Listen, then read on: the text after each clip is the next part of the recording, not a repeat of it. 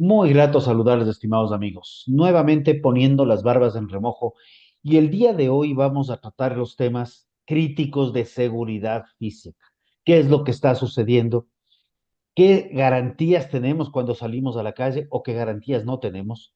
Y para esto hemos invitado al coronel Mario Pazmiño, consultor para América Latina de Security College, director del capítulo Ecuador de, de los temas de seguridad, miembro del directorio del Grupo de Inteligencia Antiterrorista para América Latina, presidente del Observatorio de Política Integral de Seguridad del Estado, articulista en medios internacionales al igual que nacionales, escritor de varios libros, uno de ellos, Ecuador, por eso estamos como estamos, y está por sacar otro libro que ya nos comentará. Coronel de Estado Mayor, conjunto y exdirector nacional de inteligencia. Mario, qué grato y qué honor tenerte aquí. Y cuéntanos, ¿por qué estamos como estamos? Gracias, Rodrigo. Muy buenas tardes primero para toda la audiencia de este prestigioso medio de comunicación. Gracias por la gentil invitación. Con relación a tu pregunta, es el título que le pusimos con la doctora Saudia Leboyer a este libro que lo sacó como parte de una investigación científica de la Universidad Uniandes. Eh, este es un libro que tiene más o menos un espacio de análisis e investigación de unos 3 años y medio a 4 años, en el cual se relata cómo el país desde 1990 al 2024 comienza a realizar diferentes transformaciones. Estas transformaciones van a ir afectando el esquema de la población, el esquema del gobierno, el esquema de inseguridad en todo el país, debido a que Ecuador se va transformando paulatinamente o va mutando, como lo decimos en el libro, de diferentes condiciones. La primera, como eh, un país de tránsito que no tenía mayor importancia estratégica ni geopolítica a nivel regional. Era un país que solo facilitaba el, el traslado de insumos para el procesamiento de cocaína y también armamento en ciertos niveles para las organizaciones narcoguerrilleras colombianas. Sin embargo, a raíz del efecto globo, el país se transforma y se transforma porque eh, este efecto globo genera una mayor presencia de organizaciones de crimen organizado transnacional. Me refiero ya a carteles mexicanos, carteles colombianos, por una protomafia brasilera, y comienza a desarrollarse al interior del país, pues, diferentes grupos, bandas pequeñas primero, luego megabandas, y luego, bueno, hablaremos ya de lo que son los microcarteles o carteles de primera generación. Pero en este segundo etapa, el país muta a ser ya no un país de tránsito, sino se transforma a partir del 2004 al 2010 más o menos, se transforma en lo que conoceremos como un país de acopio y plataforma internacional de distribución. Posteriormente a esto, en el 2011, 2010, 2011 al 2017 aproximadamente, el país tiene otro cambio, otra mutación, y nos transformamos en un país de procesamiento sin ser un país productor. Gran parte de las infraestructuras delictivas de Colombia y de estos diferentes carteles internacionales y mafias también internacionales comienzan a realizar eh, cierto procesamiento en territorio ecuatoriano, especialmente las provincias de Sucumbíos, de Esmeraldas, y se van un poco hacia el litoral, provincia de Manabí. Este procesamiento de droga, pues, le da una nueva condición al país. O al ser un país procesador, pues, indudablemente que atrae la atención de otros gobiernos. Y Estados Unidos nos cataloga dentro de la administración Biden como uno de los países procesadores, de igual que Colombia, igual que Perú y que Bolivia.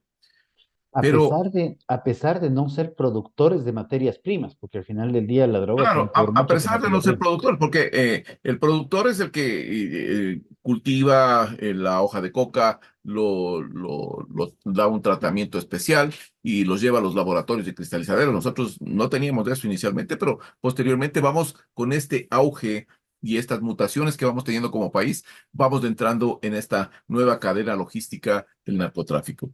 Y por último, del 2017 al 2024, el país se transforma y es ya conocido a nivel mundial como una de las principales plataformas de exportación de cocaína de la cuenca del Pacífico, junto con otros países, porque en América Latina existen tres países más que son plataformas internacionales de distribución de narcóticos.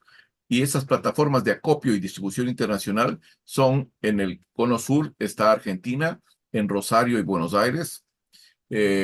Tenemos otros centros de acopio en Brasil, en Sao Paulo, en Manaos, también tenemos en Río de Janeiro, y más hacia arriba, Venezuela, en el Golfo de Maracaibo, Caracas y las Marianas.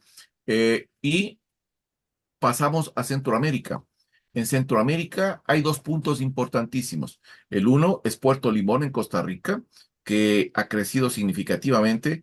Era un país por excelencia turístico igual a Ecuador, que poco a poco fue cambiando y se fue transformando en un centro de acopio importante y de salida de droga desde ese puerto, Puerto Moín y Puerto Limón.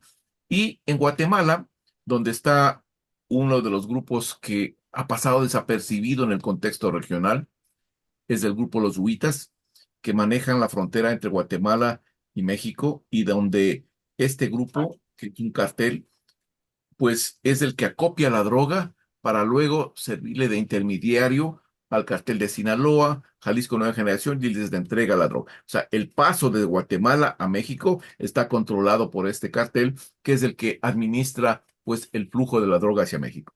Y en el lado del Ya, Pacífico, en el lado del Pacífico, tenemos a Ecuador, que es la principal plataforma de exportación de cocaína de la cuenca del Pacífico, y un nuevo punto que se está desarrollando, que es Chile. En Chile se está comenzando a abrir un nuevo centro de acopio internacional. La pregunta que se harán es, ¿por qué no se menciona a Colombia? ¿Por qué no se menciona a Perú, a Bolivia? Porque estos países son los países procesadores y son los países que producen la cocaína. Por lo tanto, estamos solo analizando los centros de distribución, no los procesadores. Eso es una aclaración importante. gracias. Y con este andamiaje, esta línea de tiempo que acabamos de trazar en el libro, pues vemos claramente que este potencial que reúne la región en la salida de la droga hacia los mercados internacionales atrae la atención no solo de carteles o bandas locales, sino tenemos mafias como la Ndrangheta, la mafia albanesa, la tríada china, la yakuza japonesa, la mafia brava rusa, que tienen interés en la región. Algunos de ellos pues trabajan y operan en territorio ecuatoriano. Pero también están cartel mexicanos como el cartel de Sinaloa, Jalisco Nueva Generación, el cartel colombiano, el Clan del Golfo, que es uno de los más fuertes que tiene Colombia y que tiene ya una incidencia directa en las provincias de la línea fronteriza, Esmeraldas, Carchi y Sucumbíos, más Esmeraldas y Carchi porque están directamente en la zona de injerencia de este grupo. Tenemos también la presencia de protomafias como Comando Vermelo, que es una protomafia brasilera que desde algún tiempo atrás, más o menos unos 3 o 4 años atrás, ha comenzado a incursionar en el Alto Putumayo y desde el Alto Putumayo también hacia la provincia de Sucumbíos, a través de un grupo que se llama Comandos de la Frontera, que ya tiene una presencia en Ecuador. Recuerden que hace un mes atrás, más o menos, aproximadamente un mes y medio más o menos, la Policía Nacional hace un operativo y captura a miembros de el Grupo Comandos de la Frontera que estaban operando en el límite provincial entre Sucumbíos y Orellana, especialmente en la explotación minera y también en el tema del narcotráfico.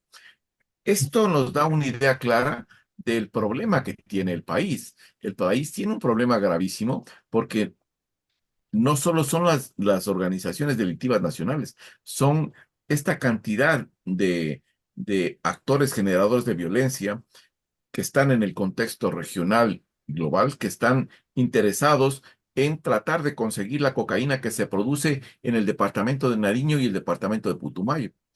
Solo para datos referenciales. En Ecuador, o por Ecuador, por la frontera colombiana y ecuatoriana, desborda aproximadamente 850 toneladas de cocaína en el periodo de un año.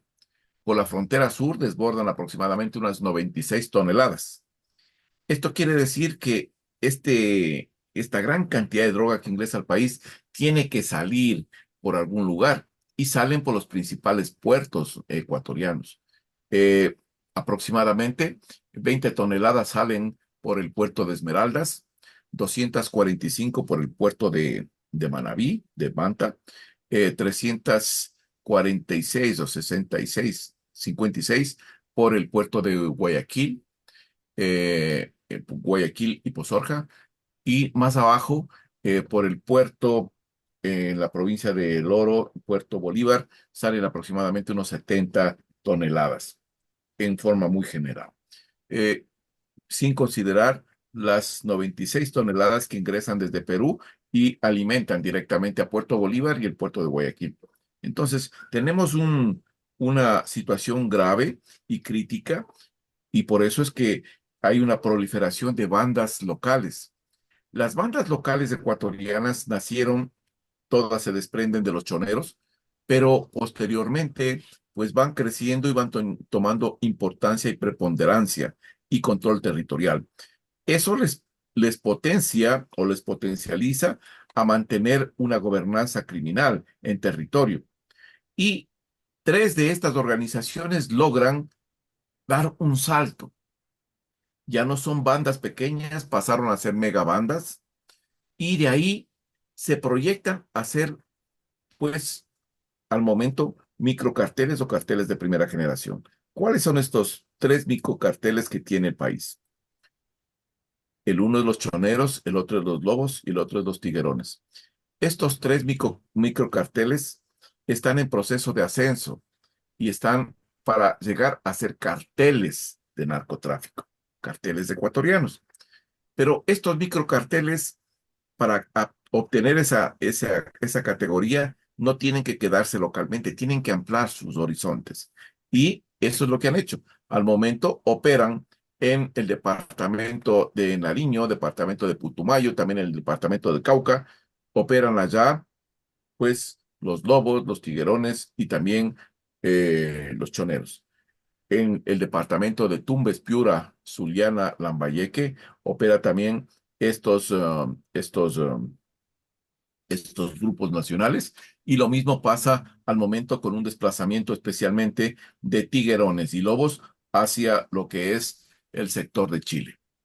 Como pueden Yo, apreciar, esto es un movimiento bastante grande de estas organizaciones que van tomando mayor preponderancia a nivel nacional y ya comienzan a hacerse sentir a nivel regional.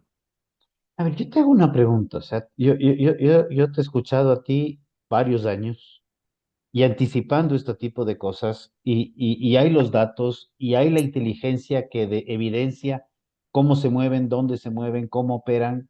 No sé si tengamos a nivel de inteligencia también las direcciones, pero es cómo hemos permitido como país. Pues tú me estás hablando del año 90, ojo, 1990, estamos hablando del siglo pasado y estamos Ujú. hablando de que esto pasamos de ser de tránsito a acopio y distribución, a procesamiento, y ahora somos exportadores dentro de las líneas importantes de exportación a nivel mundial, lo cual evidencia que hay algo que los carteles están haciendo, estos grupos están haciendo y que el Estado ecuatoriano como Estado no lo está haciendo porque no podemos haber llegado a un nivel, estamos hablando de 850, 950, prácticamente 1000 toneladas de droga, no sé si solamente cocaína u otro tipo de drogas también, 1000 toneladas año.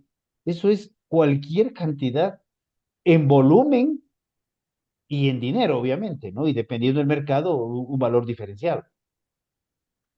El principal problema que tiene el país durante todas estas 4 décadas es la falta de conciencia de los políticos y la penetración que ha venido realizando el crimen organizado sobre las estructuras políticas, desde las campañas que se hacen para llegar a ocupar una dignidad a nivel nacional o provincial.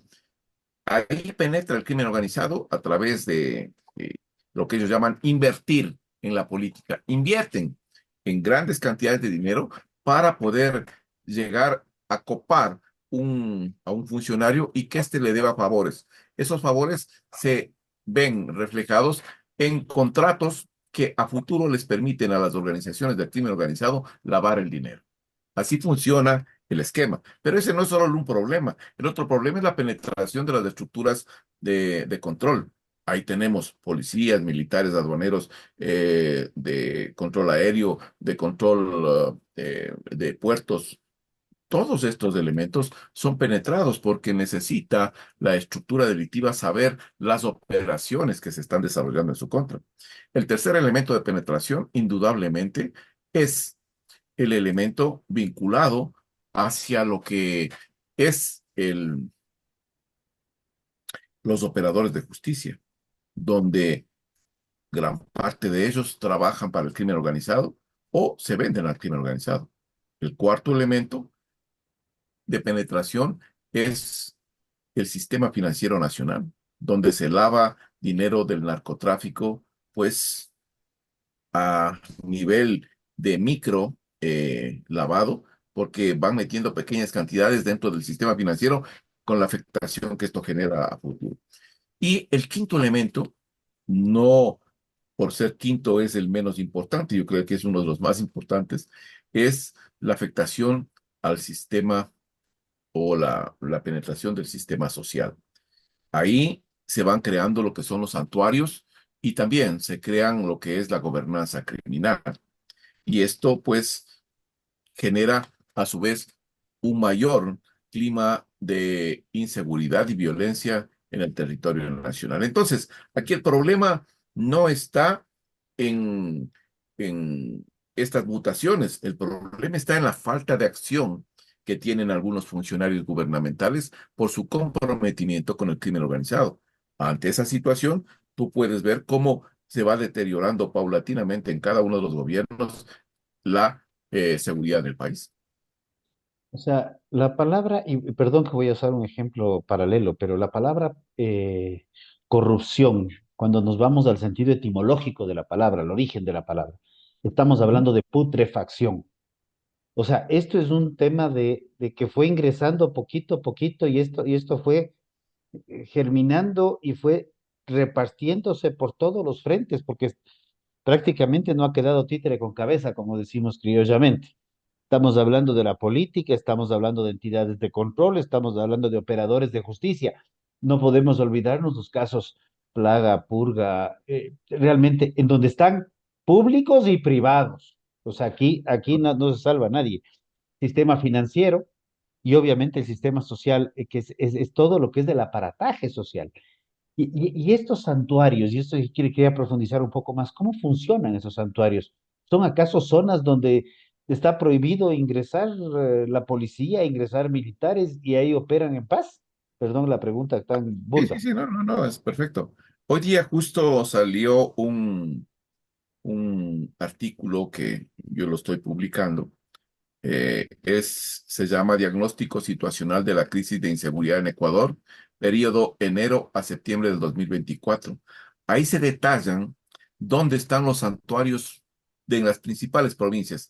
Esto es parte del libro que vamos a sacar posteriormente, pero he tratado de colocar en las tres o cuatro provincias más importantes, no más importantes porque representen, yo diría, un flujo de violencia, no, más importantes por el impacto que tienen en la sociedad. Está la provincia de Esmeraldas, porque ahí comenzó el problema. Está la provincia de Guayas, está la provincia de Manabí, y últimamente le puse allá la provincia de Pichincha porque tiene un enfoque distinto e importante. Pichincha, que estaba relativamente un poco más separada de los niveles de violencia, se ve en este últimos 2 meses o 3 meses un incremento de la violencia en la ciudad de Quito especialmente. ¿Por qué? Porque hay un flujo migratorio de organizaciones delictivas desde el litoral hacia la capital. Y esto genera a su vez que se den varios santuarios. En ese documento que te lo pasé hoy día, si tú puedes verlo, ahí hay unas gráficas y dentro de esas gráficas, yo lo tengo aquí abierto, déjame ver, dentro de esas gráficas se habla, por ejemplo, de Quito. En Quito hay barrios en donde los choneros, los lobos, los tiguerones han tomado el control de estos sectores, como cuáles, me dirán, la Comuna, Jaime Roldós, Loma de Puengasí, La Magdalena, Chillogallo, El Inca, Cotocollao, Calderón, Guamaní, Izulí, El Panecillo, San Roque, La Cima de la Libertad, Calderón, El Beaterio, Topomasqui, Tumbaco y Cumbayá. Son parte de los sectores donde ya existe una presencia de estas organizaciones y esas organizaciones comienzan a ejercer una gobernanza criminal. En otras palabras, comienzan a haber eh, extorsiones, comienzan a haber mayor secuestro en los sectores, comienzan a haber vacunas en estos sectores a comerciantes, y esto va dándonos un ámbito de lo que es un santuario. ¿Qué es un santuario? Un santuario es un espacio territorial que puede ser un barrio o cuatro, cinco, seis manzanas, en donde una organización delictiva toma el control territorial y donde el Estado no puede ingresar o ingresa temporalmente y tiene que salir de ahí. No se queda en ese sector. Este santuario le permite al crimen organizado ejercer una gobernanza delictiva en ese territorio.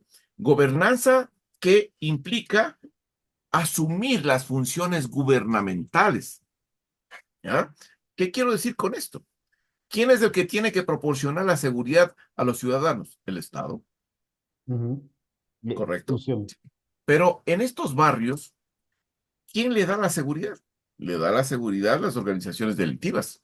Y le dice, yo le voy a dar seguridad para que no vengan acá a tratarle de chantajear o extorsionar, pero a cambio de eso usted tiene que darme o pagarme tanto. ¿Qué es lo que hicieron?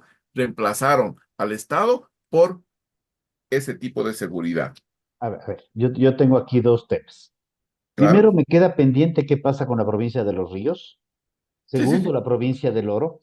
Pero en estos santuarios, reemplazan al Estado en términos de prestación de servicios contra una vacuna, en términos reales.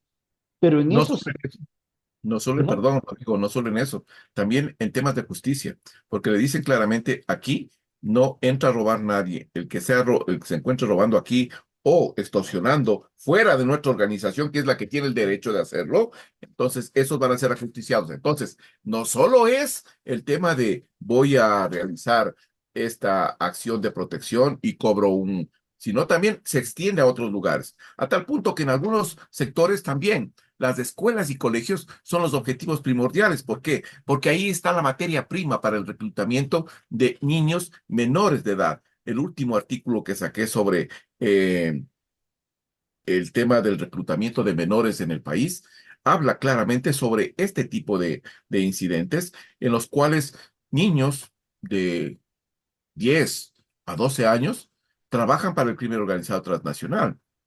Y solo para poner unos datos que los tomo de una periodista que hizo una investigación que me pareció formidable.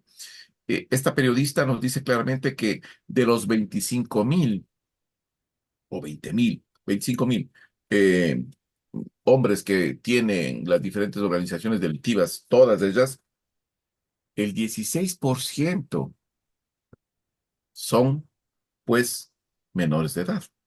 Entonces saquen ustedes ese porcentaje y van a ver la la influencia que tienen los menores de edad en este tipo de organizaciones, que son utilizados como carne de cañón o también como águilas que se llaman, para poder recabar información. Solo pónganse a pensar lo siguiente, y contra eso el Estado no puede hacer mucho. Un niño de 10 años a 12 años, generalmente de estratos sociales bajos, que no tiene muchos recursos, que nunca en su vida ha visto un billete de $100, le pagan 500 a $1,000 solo por estar de vigía. En otras palabras, de águila. ¿Qué tiene que hacer? Jugar la pelota ahí en el barrio y estar atento a las personas que no son del barrio o que son sospechosas. O cuando venga la fuerza pública, le entregan un celular y le dicen que llame el momento que vea personas sospechosas o a este tipo de estructuras de la fuerza pública ingresando. ¿Se dan cuenta? Ese niño que está en la escuela va a querer estudiar.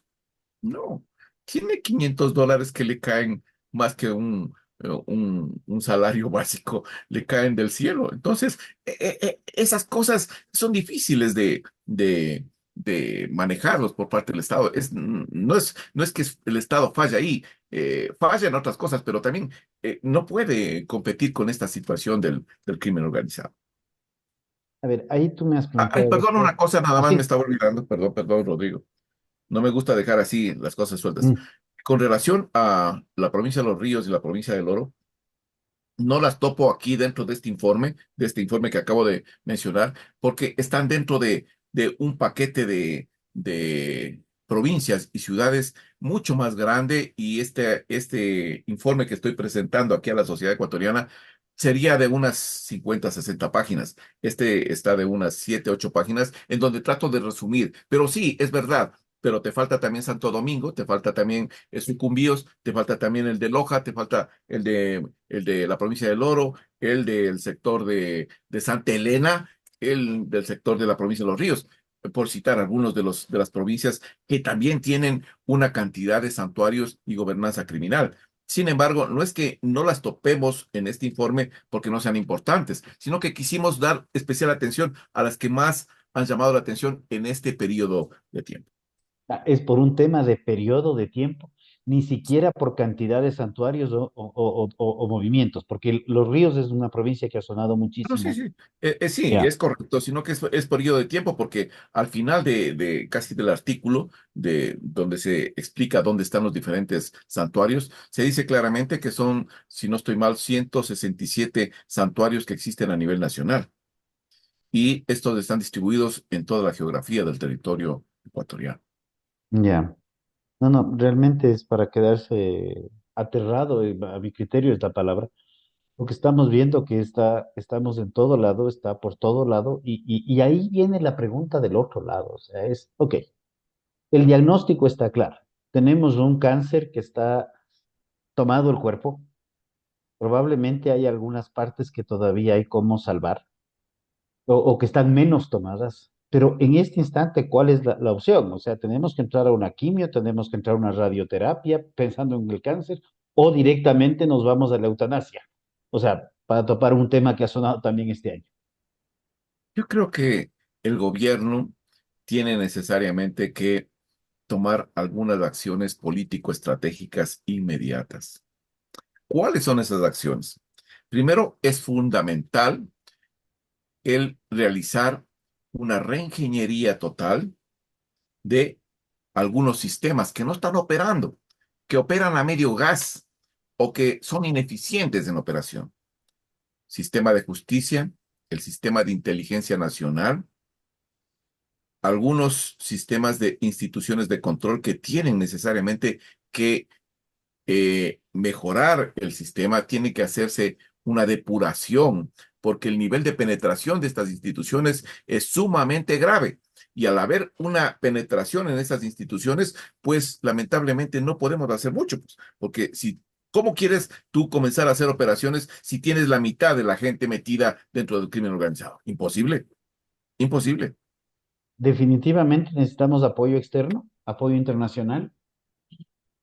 Sí, yo creo que verás, primero, este fortalecimiento es importante, pero también es necesario reconocer lo siguiente. Este gobierno, este gobierno ha hecho lo que los otros gobiernos no han podido hacer. ¿Mm? Hay que reconocer las cosas, hay que criticar lo que hay que criticar, pero hay que reconocer. Este presidente ha tenido la valentía de enfrentar al crimen organizado con pocas herramientas, con pocos recursos y pues hacerlo de una manera valiente y decidida. Eso hay que reconocerlo. Que le falta, porque no tiene todo el tiempo, o sea, apenas es un año y medio lo que tiene, que le falta tiempo para poder completar sus aspiraciones, su plan de trabajo, completamente de acuerdo. Pero en un periodo de tiempo tan pequeño que tiene el presidente de la República, no va a poder, pues, reducir los niveles de violencia e inseguridad. Eso es imposible. Segundo, no tiene los recursos que requiere para poder materializar esto. Por lo tanto, está al momento, últimamente, está viendo la posibilidad de alcanzar un apoyo internacional o buscar la cooperación internacional. Eh, este último artículo que genera una consulta eh, a la Corte Constitucional para ver si es factible hacer una reforma o una enmienda del artículo quinto de la Constitución, pues relacionado a las bases militares. eh, es una alternativa que está planteando el presidente de la República como una salida a este conflicto en el cual el Estado está perdiendo eh, la lucha contra el crimen organizado. No es que le está ganando. Hemos frenado. Las Fuerzas Armadas, la Policía Nacional han tratado por todos los mecanismos de frenar esto. Y hay buenos operativos, indudablemente, pero no es que hemos reducido esto. Y eso es muy lógico. ¿Por qué?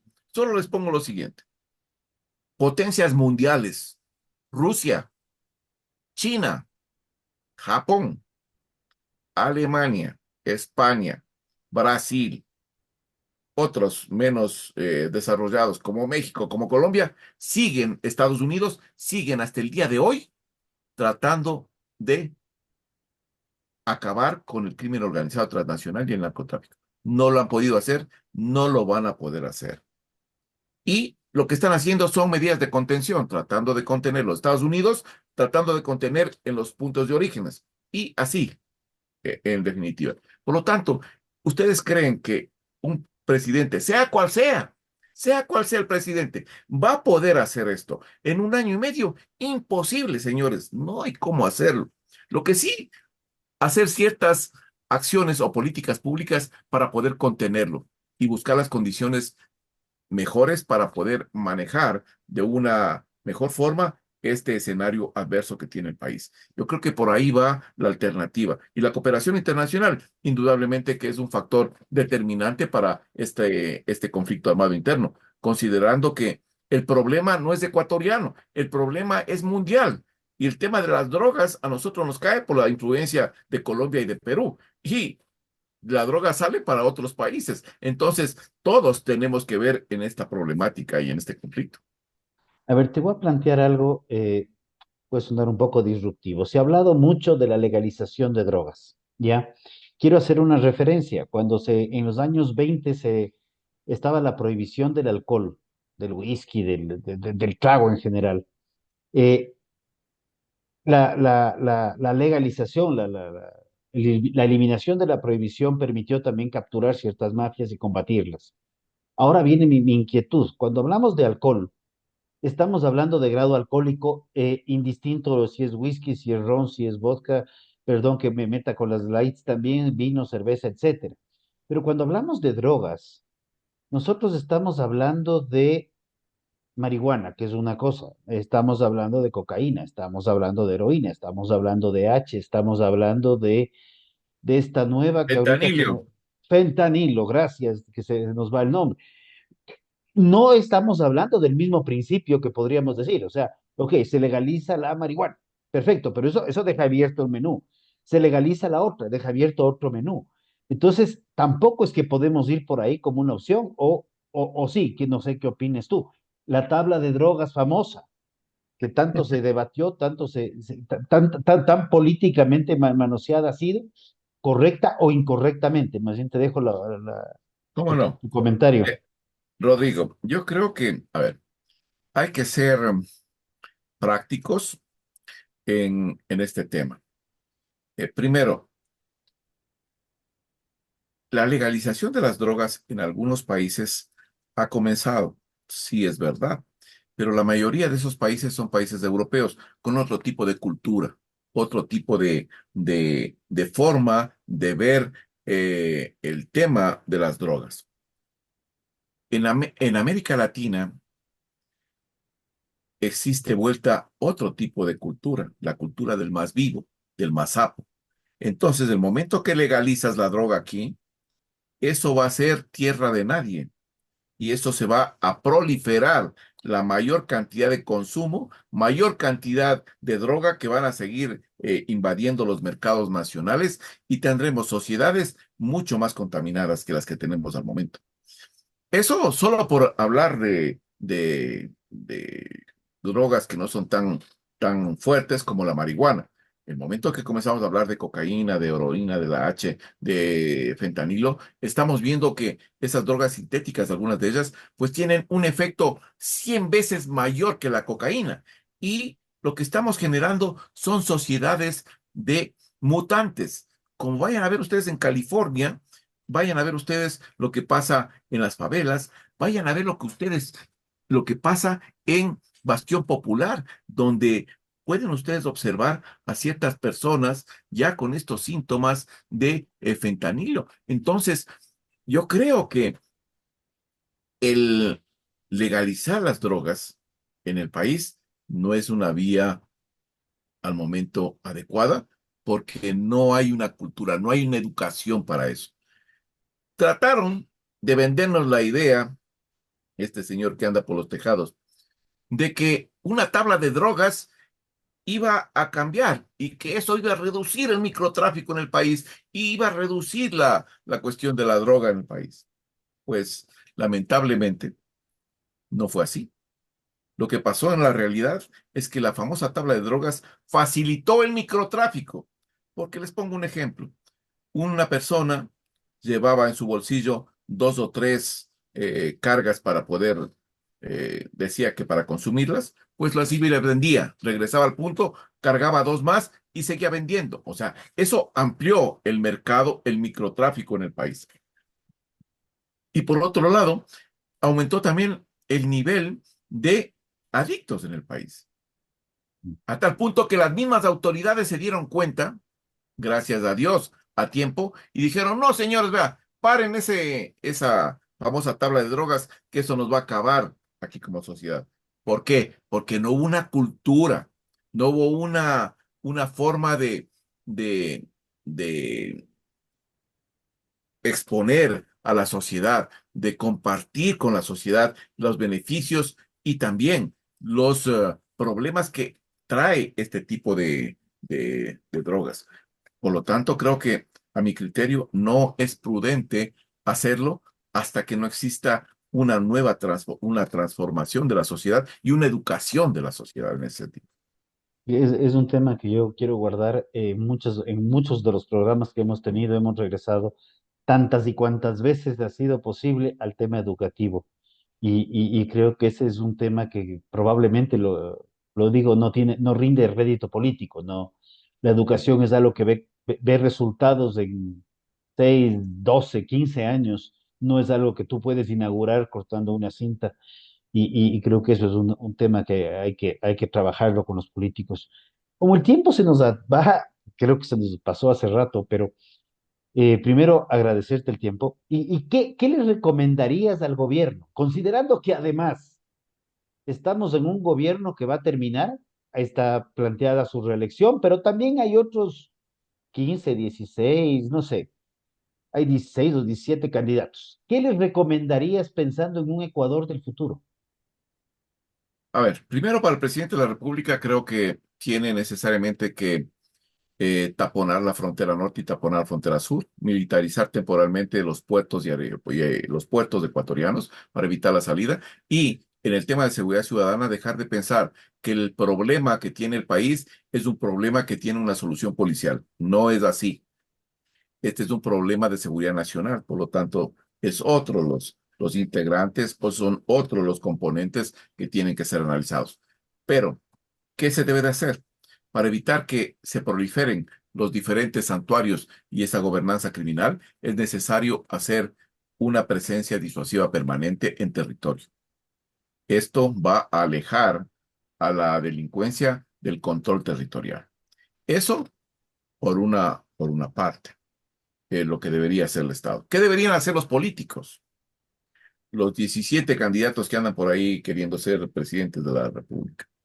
Primero deberían tener un diagnóstico situacional y es por eso que saqué este diagnóstico de lo que está pasando en este año para que los políticos que están por tomar las riendas del país analicen esto y vean dónde están los problemas y las amenazas para que en base a eso puedan, pues, plantear un plan de gobierno mucho más realista y puedan desarrollar también las políticas públicas que se necesitan en el contexto nacional.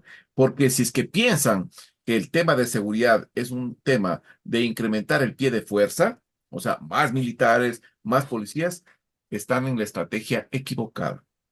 Lo que tiene que hacer el gobierno es pensar en mejorar las condiciones de vida de la sociedad, porque una sociedad bien educada, con buena atención, con buen empleo, con buena vivienda, con buenos servicios básicos, es una sociedad que no se deja convencer por el crimen organizado para entrar en estas actividades delictivas.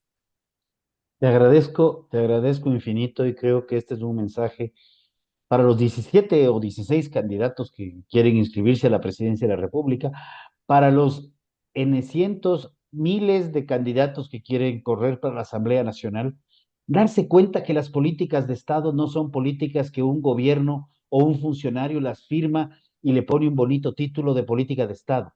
Política de Estado es algo que trasciende los gobiernos, trasciende, no importa si de derecha, si de izquierda, sino marcan líneas base que nos permiten como sociedad ir creciendo, ir mejorando y desarrollándonos. Hay países que lo han hecho y creo que el Ecuador sí puede tomar grandes ejemplos.